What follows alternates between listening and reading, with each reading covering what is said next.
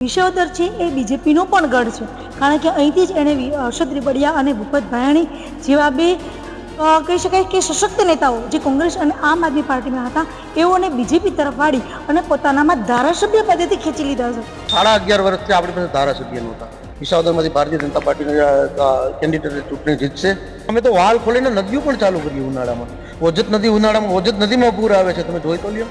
ગોપાલભાઈ ઇટાલિયાને આ વિસ્તારનો પરિચય પણ નથી, કારણ કે વિસાવદર છે એ રાજનીતિનો ગઢ કહેવાય છે.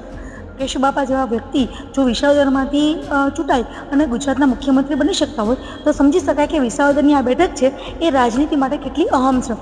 જૂનાગઢની જે વિધાનસભાઓ છે એમાંની સૌથી મહત્વની જો વિધાનસભા હોય તો તે છે વિસાવદર, કારણ કે વિસાવદર છે એ રાજનીતિનો ગઢ કહેવાય છે. કેશુબાપા જેવા વ્યક્તિ જો વિસાવદરમાંથી ચૂંટાય અને ગુજરાતના મુખ્યમંત્રી બની શકતા હોય તો સમજી શકાય કે વિસાવદરની આ બેઠક છે એ રાજનીતિ માટે કેટલી અહમ છે. અત્યારે અહીંયા વિધાનસભાની ચૂંટણીને લઈ અને પડઘમ વાગી રહ્યા છે. એક તરફ આમ આદમી પાર્ટીએ પોતાના ઉમેદવાર ગોપાલ ઇટાલિયાને ઘોષિત કરી દીધા છે કે જે અત્યારે છેલ્લા 15 દિવસથી વિસાવદરના ગામડા ખોદી અને લોકોની સમસ્યાઓને જાણવાની કોશિશ કરી રહ્યા છે. બીજી તરફ વિસાવદર છે એ બીજેપીનો પણ ગઢ છે, કારણ કે અહીંથી જ એણે હર્ષદ રીબડિયા અને ભૂપત ભાયાણી જેવા બે કહી શકાય કે સશક્ત નેતાઓ જે કોંગ્રેસ અને આમ આદમી પાર્ટીમાં હતા એઓને બીજેપી તરફ વાળી અને પોતાનામાં ધારાસભ્ય પદેથી ખેંચી લીધા છે. તો સમજી શકાય કે બીજેપી છે એ આમાં કેટલી સશક્ત છે. હવે અત્યારે આપણે જે જગ્યાએ ઉભ્યા છે એ છે નગર સેવા સદન, જે વિસાવદરનું નગર સેવા સદન છે.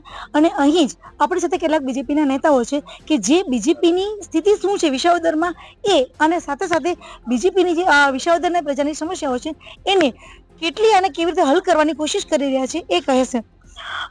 પેલા તો વિસાવદરની મુખ્ય સમસ્યાઓ જે ગોપાલભાઈએ આજે આવેદન આપ્યું છે મામલતદાર ઓફિસની અંદર અને એસપી મગર માંગ કરી છે કે વિસાવદરની અંદર પીએચસી સેન્ટર નથી, પ્રાથમિક આરોગ્ય કેન્દ્ર નથી. શું કહેશો આ અંગે? મારું નામ રમણીક દુધાત્રા, હું જિલ્લા ભાજપ પૂર્વ મંત્રી. વિસાવદર શહેરની અંદર પ્રાથમિક આરોગ્ય તો પછી પણ સામૂહિક આરોગ્ય કેન્દ્ર છેલ્લા ઘણા વર્ષથી સરસ મજાનું કાર્યરત છે અને વિસાવદર માં ટૂંક સમયની અંદર આધુનિક 100 બેડની હોસ્પિટલ મંજૂર થઈ ગઈ છે. ટૂંક સમયની અંદર એમનું ખાતમુહૂર્ત થાય અને ભવિષ્યમાં સરસ મજાના નાના મોટા ઓપરેશન થઈ શકે એવી સુવિધા સાથેની હોસ્પિટલ પણ મંજૂર થઈ ગઈ છે. અચ્છા, તો એ લોકો બીજેપીનું કેવું એવું છે કે ટૂંક સમયમાં જે પ્રાથમિક આરોગ્ય કેન્દ્રની જે પ્રશ્ન છે એ હલ થઈ જશે અને લોકોને એક સારી હોસ્પિટલ મળશે જેથી કરીને લોકોને જુનાગઢ કે રાજકોટ નહીં જવું પડે, પરંતુ અત્યાર સુધી નથી એ વાત તો વાસ્તવિકતા છે. હાલ સામૂહિક આરોગ્ય કેન્દ્ર તો વર્ષોથી છે, અત્યાર સુધી નહોતી. સમય આવે એ પ્રમાણે ધીમે ધીમે વિકાસના કામો થતા જાય. આદરણીય કેશુબાપા પટેલ આ વિસ્તારની અંદર 10 વર્ષ ધારાસભ્ય રહ્યા, મુખ્યમંત્રી રહ્યા. એવી જ રીતના 10 વર્ષ કનુભાઈ ભાલાડા પણ આ વિસ્તારની અંદર ધારાસભ્ય રહ્યા, પણ છેલ્લા 11.5 વર્ષથી ભારતીય જનતા પાર્ટીના ધારાસભ્ય નથી. પરંતુ આ બંને ભાજપના ધારાસભ્યોના સમયગાળા દરમિયાન આ વિસ્તારની અંદર ખૂબ સારી સિંચાઈ યોજનાઓ, મગળની સિંચાઈ યોજના હોય, સોનારની સિંચાઈ યોજના હોય, ધાબડ ધોયો સિંચાઈ યોજના હોય, ગુજરિયા સિંચાઈ યોજના હોય કે ગોરીવેરી સિંચાઈ યોજના હોય, એવી સિંચાઈ યોજનાઓ પણ મંજૂર થઈ છે. કનુભાઈ ભાલાળાના વખતની અંદર વિસાવદર શહેરની અંદર સરસ મજાનું પ્રાંત ઓફિસનું કામ હોય, પોલીસ સ્ટેશનનું કામ હોય, નવી મામલતદાર ઓફિસ હોય, આવા બધા કામ મંજૂર થયા છે. ભૂતકાળની અંદર રોડ અને રસ્તાની જ્યારે વાત છે ત્યારે ભારતીય જનતા પાર્ટીના શાસન આવ્યા પછી અમારા અહીંથી વિસાવદરથી મેંદીડા જાઓ તો ભૂતકાળની અંદર દાદર, ચાપૈડા અને નાની મોણપરી ગામ છે એની બંને બાજુ મોટી નદીઓ હતું તો બેટમાં ફેરવાઈ જતું. પરંતુ ભારતીય જનતા પાર્ટીની સરકાર આવ્યા પછી ધારાસભ્ય પદે કેશુબાપા અને કનુભાઈ આવ્યા પછી મોટા રસ્તા અને પુલના કામ કરી અને આજ સરસ મજાના રોડ રસ્તા અને અનેકવિધ વિકાસના કામો થયા છે. અચ્છા, તો મને એ પણ કહો કે વિસાવદરની અંદર મોટામાં મોટી જે સમસ્યા હોય તો રોડ રસ્તાની છે. ખાસ કરીને ભેસાણ જુનાગઢનો રોડ છે અથવા તો ભેસાણને જોડતા જે રોડ છે એ રોડોની અંદર રસ્તો ખૂબ જ બિસ્માર હાલત છે. એવી રીતે જુનાગઢ વિસાવદરનો જે રસ્તો છે એ પણ બિસ્માર હાલતમાં છે. વિસાવદરની અંદર રસ્તાની સમસ્યા આજની નથી, વર્ષોથી છે. આવું હું નથી કહેતી પણ જનતા કહે છે. નિલેશ દવે, નગરપાલિકા સદસ્ય. વિસાવદર જુનાગઢથી જે તમે વિસાવદરના રોડની વાત કરો છો એ રોડ આપણે તમે સમજી શકો છો 11.5 વર્ષથી આપણી પાસે ધારાસભ્ય નહોતા ભારતીય જનતા. તેમ છતાં નીતિનભાઈ પટેલ આવ્યા હતા ત્યારે એને જાહેરાત કરી હતી ને 21 કરોડ રૂપિયાના ખર્ચે બિલખાથી વિસાવદરનો રોડ થઈ ગયેલો છે. ક્યાંય નાના મોટા રોડ રસ્તાના કામ બાકી હશે તો એ પણ થઈ જશે. અચ્છા, વિશ્વવિદ્યાલયની એવી કેવી સમસ્યાઓ છે કે જે તમને લાગે છે કે જે ખરેખર ધારાસભ્ય ન હોવાને લીધે પ્રજા સામનો કરી રહી છે, અને હવે જો ધારાસભ્ય આવશે તો બીજેપીના કે આમ આદમી પાર્ટી કોઈ પણ આવશે, પણ એ સમસ્યાઓ હલ થવી ખૂબ જરૂરી છે. ભારતીય જનતા પાર્ટીના ધારાસભ્ય આવશે. વિસાવદરમાંથી ભારતીય જનતા પાર્ટીના કેન્ડિડેટ ચૂંટણી જીતશે. અને રોડ રસ્તાની વાત રહી તો જોબ નંબર નહોતા એના હિસાબે ઘણા રોડ રસ્તાના કામ તમે કહો છો એમાં અટકેલા પડ્યા છે, પણ આવનારા સમયમાં દિવાળી સુધીમાં લગભગ તમામ રોડ રસ્તાના કામ પૂરા થઈ જશે. અચ્છા, હવે અત્યારે વિસાવદરની અંદર એવા કેવા કામો છે કે જે લોકોની સમસ્યાઓને ખરેખર હલ કરવા માટે પ્રોજેક્ટ ચાલી રહ્યા હોય અથવા તો શરૂ થવા જઈ રહ્યા છે?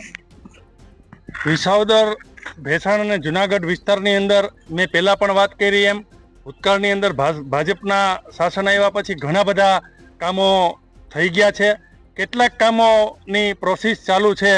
એમાં 2 સિંચાઈ યોજનાની વાત કરીએ તો ઉમરાળી સિંચાઈ યોજનાની કામગીરી પણ સંપૂર્ણપણે તૈયારી કામ થઈ જાય એ પ્રકારે કામ આગળ વધી રહ્યું છે. એવી જ રીતના કાનાવડલા સિંચાઈ યોજનાનું કામ પણ ટૂંક સમયમાં થાય એ પ્રમાણેની પ્રોસેસ ચાલી રહી છે. બાકી વિકાસના કામોની વાત કરીએ તો મોટા ભાગના વિકાસના કામો આ વિસ્તારની અંદર થઈ ગયા છે. મેજર નાના મોટા પ્રશ્નો છે એ પણ આ વિસ્તારમાંથી ભારતીય જનતા પાર્ટીના ધારાસભ્ય ચૂંટાશે એટલે સત્વરે એ કામ પણ પૂર્ણ થઈ જશે. અચ્છા, સરકાર દ્વારા સૌની યોજના શરૂ કરવામાં આવી હતી, સિંચાઈની યોજનાઓ શરૂ કરવામાં આવી હતી, પણ આજે પણ વિસાવદરનો ખેડૂત એમ કહે છે કે અમને સિંચાઈનું પાણી પૂરતું મળતું નથી. ક્યાં સિંચાઈનું બધે મળે છે. ટાટા અમે તો વાલ ખોલીને નદીઓ પણ ચાલુ કરી ઉનાળામાં. ઓજત નદીમાં પૂર આવે છે, તમે જોઈ તો લ્યો. ત્યાં સૌની યોજનાનું કામ, અને વિસાવદર શહેરને પણ અંબાજર ડેમમાં સૌની યોજનાનું પાણી ઠલવાય છે. ઉનાળામાં કોઈ જાતની પાણીની પ્રોબ્લેમ નથી રહેવા દીધી, બધું કમ્પ્લીટ છે. અચ્છા, હવે એક ગોપાલભાઈનો એક સૌથી મોટો એક સમસ્યાનો એને એમ કીધું કે મને સૌથી વધુ જો સમસ્યા મળતી હોય તો એ છે ઇકોઝોનને લઈ અને ખેડૂતોને થતી હેરાનગતિ. આ અંગે બીજેપીમાંથી અથવા તો તમારા ધારાસભ્ય કોઈ આવે અથવા તો તમારામાંથી કોઈ વ્યક્તિ એવું છે કે જે સરકારમાં ખરેખર આ બાબતે રજૂઆત કરી શકે? ગોપાલભાઈ ઇટાલિયાને આ વિસ્તારનો પરિચય પણ નથી. ઇકોઝોન બાબતે ભારતીય જનતા પાર્ટીના સંગઠનના તમામ હોદ્દેદારોએ 2 મહિના પહેલા આ ઇકોઝોન જે ગામમાં આવે છે એ તમામ ગામના સરપંચશ્રીઓને માનની મુખ્યમંત્રી પાસે રૂબરૂ લઈ જાય અને એમનું સારું નિરાકરણ આવે એ માટેની રજૂઆત પણ કરેલી છે. અને નજીકના ભવિષ્યમાં અહીંયા મુખ્યમંત્રી આવશે એમને પણ ભારતીય જનતા પાર્ટીનું નેતૃત્વ ઇકોઝોન બાબતે રજૂઆત કરી અને એનું સુખદ સમાધાન નિરાકરણ આવે એવા પ્રયત્ન કરવાના છીએ. અચ્છા, હવે એમાં તમારામાંથી કોઈ એવું વ્યક્તિ છે કે જે ખરેખર વિસાવદરની કોઈ સમસ્યા છે જેને લઈને કહેવા માંગતું હોય? સમસ્યામાં તો બેન એવું કઈ છે જ નહીં. અત્યારે પણ સીસી રોડના કામ ચાલુ છે મેઇન બજારમાં, અને આ નવા બજેટ સત્રની અંદર પણ વિસાવદરને પુષ્કળ પ્રમાણમાં ગ્રાન્ટ મળવાની છે અને મળી રહી છે, અને વિકાસના કામ ચાલુ છે. તાજેતરમાં અમારું જે જનરલ બોર્ડ હતું એમાં વિસાવદર ધારી બાયપાસને જોડતા પણ પુલને અમે મંજૂર કરી દીધો છે અને સરકારમાં દરખાસ્ત પણ અમે કરવા જઈ રહ્યા છીએ. એટલે કોઈ મેજર પ્રશ્ન નથી કે જે વિસાવદર જનતાને કનડે. અને તાજેતરમાં પણ હવે વિકાસના કામોને વેગ પકડે છે. માનનીય મુખ્યમંત્રીના અધ્યક્ષ સ્થાને પણ ચાલુ છે અમારું કામ વિકાસનું. એટલે એનો તો અર્થ એવો થયો કે છેલ્લા 11 વર્ષથી જે ધારાસભ્ય વિસાવદરને નહોતા મળ્યા, કારણ કે કોંગ્રેસ અને આમ આદમી પાર્ટીમાંથી મળ્યા હતા, અને એના લીધે વિસાવદરનો વિકાસ રૂંધાયો છે, એવું તમે કહી શકો ખરી? સ્વાભાવિક છે કે ભારતીય જનતા પાર્ટીના ધારાસભ્ય ન હોય તો થોડા ઘણા પ્રશ્નો ઉપસ્થિત થાય જ.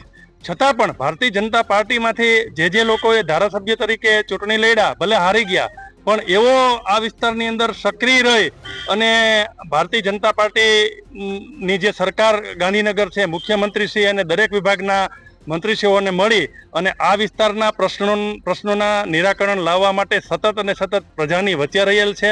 અને એટલા માટે જ અમે કહીએ છીએ કે આવતી ધારાસભાની ચૂંટણીમાં ઉમેદવાર કોઈ પણ આવે, ભારતીય જનતા પાર્ટીનો ઉમેદવાર અહીંથી જંગી બહુમતીથી ચૂંટાશે અને ચૂંટાશે જ.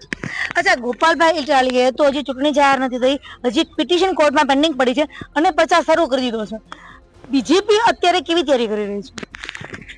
ભારતીય જનતા પાર્ટીનો કાર્યકર્તા 365 દિવસ માટે ગમે ત્યારે ચૂંટણી આવે તો એ ચૂંટણી લડવા માટે, એ ચૂંટણી જીતવા માટે સમર્થ હોય છે. એટલે અમારા માટે ચૂંટણી ગમે ત્યારે આવે, ભારતીય જનતા પાર્ટીની કેડર કેડરબદ્ધ પાર્ટી અને કાર્યકર્તાની ફોજ અને મતદારો ઉપર અમને સંપૂર્ણપણે વિશ્વાસ છે કે ભારતીય જનતા પાર્ટી આ વિસ્તારની અંદરથી ચૂંટણી સારી લીડથી જીતશે. અચ્છા, તો ટિકિટ ના દાવેદાર તરીકે ભૂપત જાની છે, હર્ષદ રીબડિયા છે, કિરીટભાઈ પટેલ છે, અથવા તો કોઈ નવો ચહેરો કોણ હોઈ શકે? પાર્લામેન્ટરી બોર્ડ જેને નક્કી કરશે, જેને ટિકિટ આપશે એની પર તમામ કાર્યકરો એની સાથે રહેશે. તો આ હતા આપણી સાથે ભાજપના કેટલાક નેતાઓ અને કાર્યકર્તાઓ કે જે કહી રહ્યા છે કે ટિકિટ કોઈ પણને મળશે. ચૂંટણી માટે અમે તનતોડ મહેનત કરીશું. જે કોઈ પણ વ્યક્તિ ધારાસભ્ય તરીકે આવશે એની સાથે રહી અને કામ કરીશું, પ્રજા માટે કામ કરીશું. હવે તો આવનારો સમય જ કહેશે કે ટિકિટ કોને મળે છે, ચૂંટણી કોણ જીતે છે અને લોકોને કેટલી સમસ્યાઓ છે કે જેનો હલ ખરેખર થાય છે. ભાર્ગવી જોશી, ગુજરાત તક, જુનાગઢ.